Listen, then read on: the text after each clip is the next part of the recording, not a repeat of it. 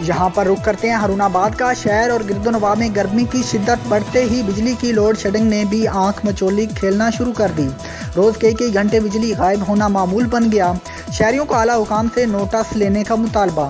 मजीद तफसीलात से आगाह कर रहे हैं अरशद अली गौरी अपनी इस रिपोर्ट में।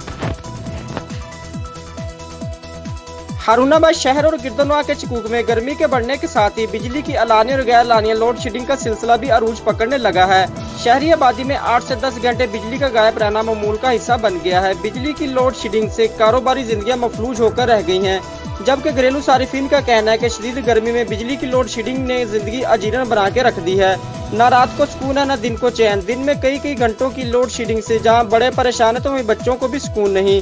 शहरी कहते हैं लोड शेडिंग की वजह से इनकी जिंदगी का निज़ाम बुरी तरह मुतासर हुआ है।